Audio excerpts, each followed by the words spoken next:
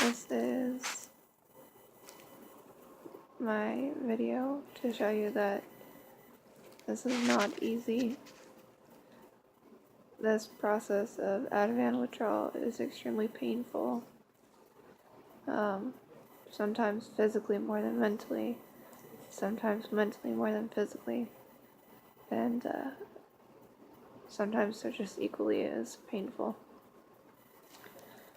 I am 1 day away from being 14 weeks without Ativan or Ativan, and I've had some pretty bad withdrawals.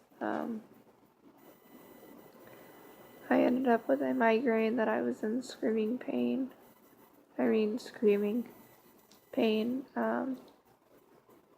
about 4 days ago. The only thing that helped was an ice pack. That was it. My blood vessels have been swelling, like these two in my head, and in my arms. Probably because I'm not drinking a lot of water, because I'm just not in the mood for water. My lower back has enormous amounts of shooting pain. Enormous. My hips hurt so bad. Just so bad. It feels like I've got hot needles all over the place. I mean, almost as bad as when I got my back surgery done. That's pretty bad. My hands have shooting pain. My tremors are coming and going, but when they do come, they're worse than what they normally are.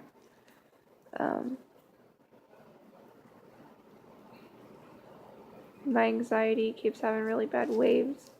It gets really high and then it goes away, and then it gets really, really high and then it goes away. Zombie mode, dazed out, bone pain, nerve pain, muscle pain, like to the point where my skin hurts when clothes touch it. That's how much pain it is. Pain when I pee, pain when I sit, pain when I stand, pain when I eat. My teeth hurt, my gums hurt. My tongue was on fire earlier. 1 minute I smell bleach, the next minute I'm smelling acrylic, and then I smell just crazy different things. It's ridiculous. My eyes have been really off. Yesterday I had a red tint to my eyes. Or that was today. Today I had a red tint to my eyes. Everything that I just looked at had like a color red in it. Yesterday was blue, and the day before was yellow. So my vision's been pretty affected by this whole thing as well.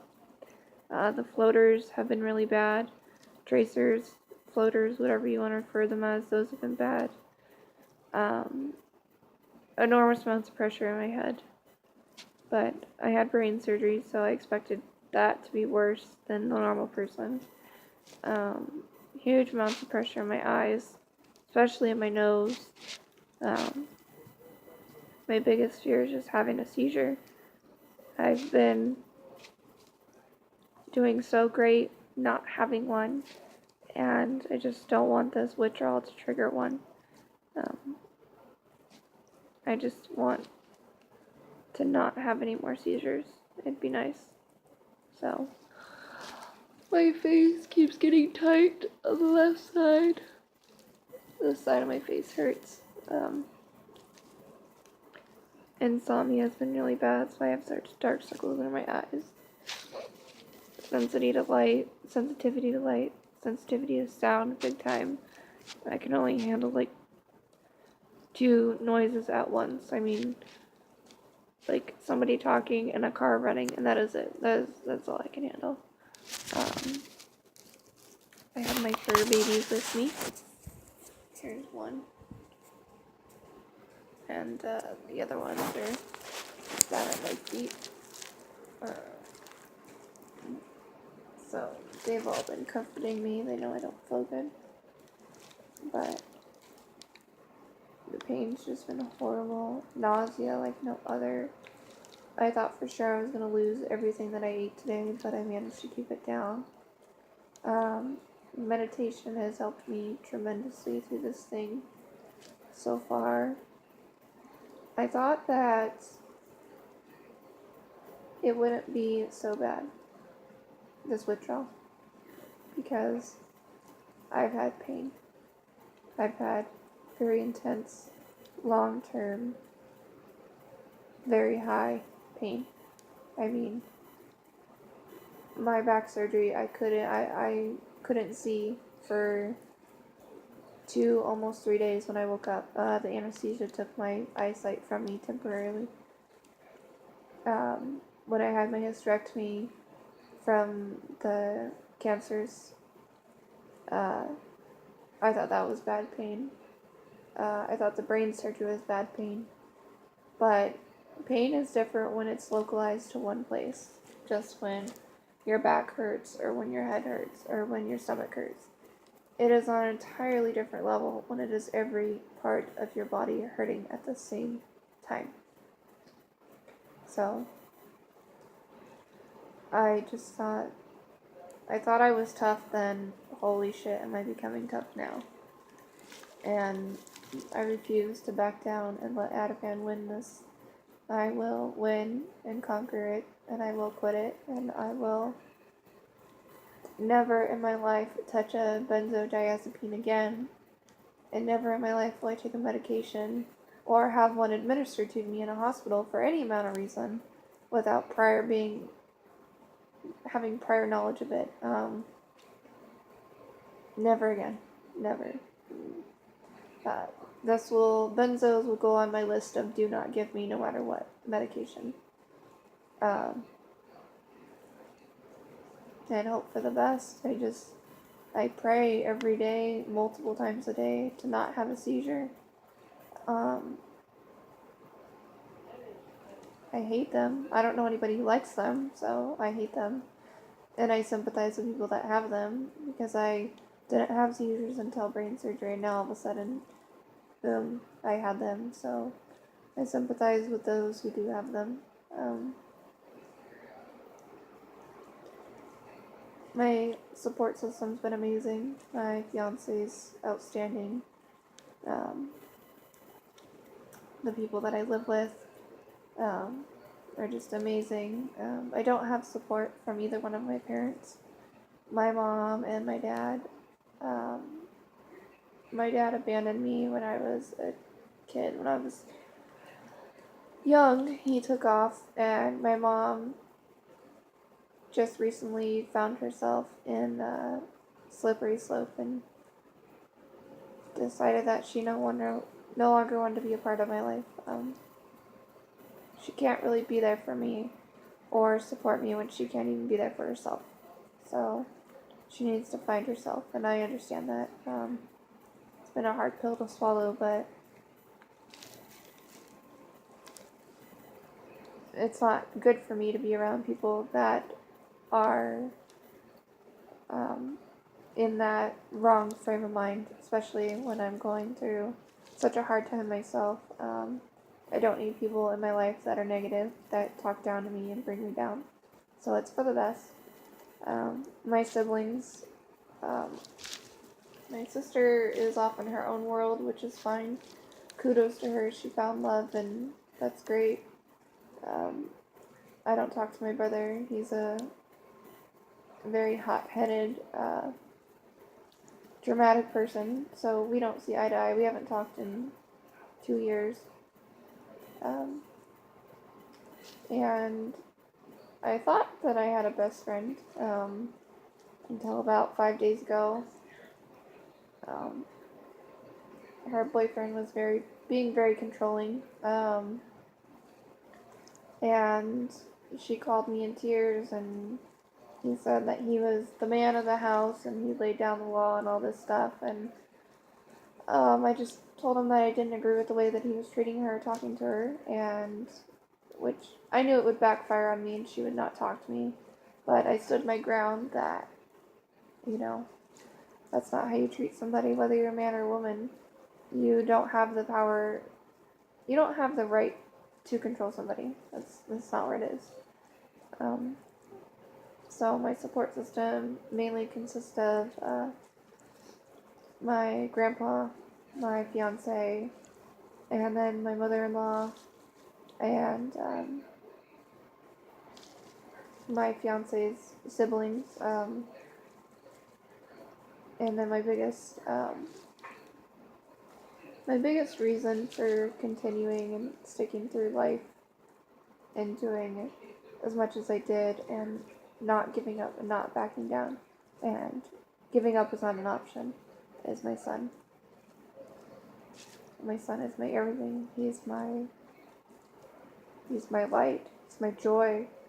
He's my reminder of why when they give me a diagnosis, I just say, okay, bring it on. My son's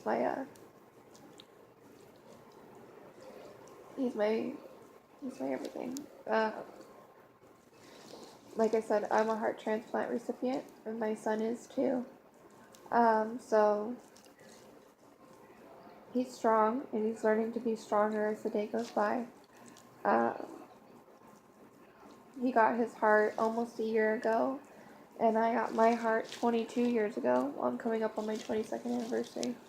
So when I feel like I can't do something, and I feel like giving up, I just remember how much little hope there was for me to have a child. And then I remember how much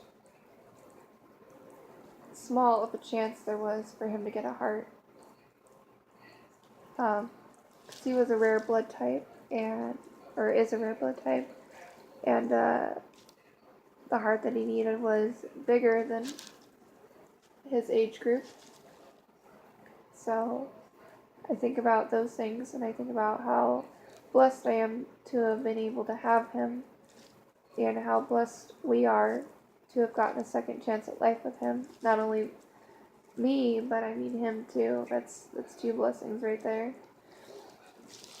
So on my days, or my hours I should say, on my hours where I feel like I can't do this anymore and the pain is too much, I remember that I've been in far worse pain mentally than this withdrawal can ever do to me physically or mentally. So I don't give up. So I have quite a few symptoms, but if you really decide that this is something you want to do, just surround yourself with a good support system. Find your happy place. Find something that makes you happy. And make sure you're able to go there. Make sure that no matter what the conditions are, whether it's loud or quiet or you're alone or with somebody, make sure you can get to that place. Even if it's a good memory that you have or a picture that you look at and hang on to. Make that available to yourself. Mine is memories. I have my memories, so I just sit and meditate. But no matter who you are, and no matter how far long you are from tapering or from deciding that you want to quit a benzo, I believe in you. I believe that you can do it, and I believe that you will do it, and you will pull through it, and you can do anything you set your mind to. And don't let anybody tell you different. Every single one of us is going to withdraw and taper differently, but just because something doesn't work for somebody doesn't mean it's not going to work for you. And just because something does work for somebody doesn't mean it's not going to work for you. But I believe in you. I believe you can do it. And trust me, life does get better. And it feels better. And you feel better. And your brain feels better. And your personality feels better. And your emotions get better.